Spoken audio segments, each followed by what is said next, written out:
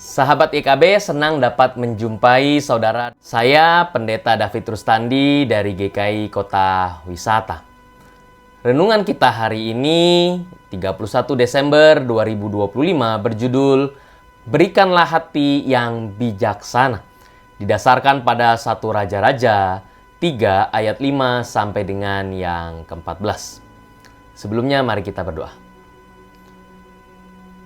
Tuhan, kami percaya Tuhan bahwa Engkau adalah Allah yang penuh hikmat dan bijaksana.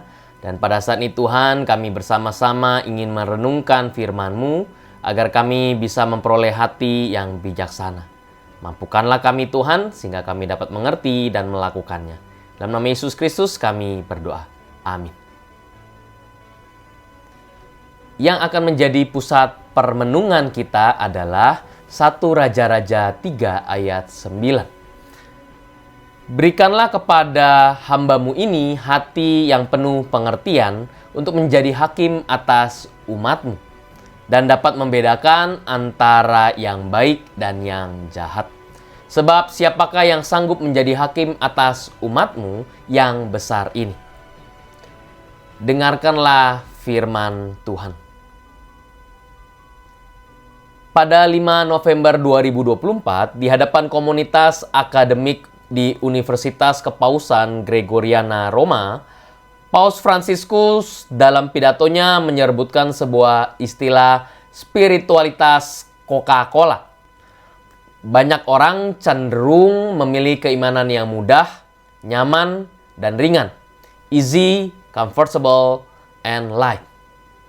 Keimanan yang mirip seperti menikmati minuman soda. Menggoda, tapi kurang memberikan nutrisi yang dibutuhkan oleh jiwa. Paus mengingatkan bahwa iman sejati harus melibatkan kedalaman refleksi, perjuangan, dan komitmen untuk memahami kehendak Tuhan di tengah perjuangan hidup yang dihadapi. Salomo berefleksi secara mendalam atas kehidupannya sebagai raja dan pemimpin umat Tuhan. Ia tahu bahwa tugasnya tidak mudah sebagai raja, bahkan kerap menghadapi situasi yang tidak nyaman, serta harus bertanggung jawab untuk memutuskan perkara-perkara yang tidak ringan. Dari semua hal bebas yang dipilihnya, ia meminta hikmat dari Tuhan. Apa yang diminta Salomo itu dipandang sebagai permintaan yang baik oleh Tuhan. Bahkan lebih dari yang dimintanya, Tuhan mengaruniakan pula berkat berupa kekayaan dan kemuliaan. Salomo yakin bahwa hanya dengan hikmat dari Tuhan, ia dapat menjalankan peran dan tanggung jawab sebagai raja yang adil dan bijaksana.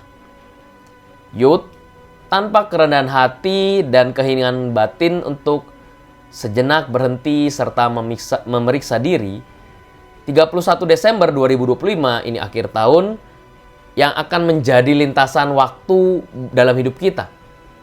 Marilah kita menyempatkan diri untuk sejenak melihat kembali 365 hari yang telah kita lalui. Mari mawas diri dan mengakui segala keterbatasan kita di hadapan Tuhan.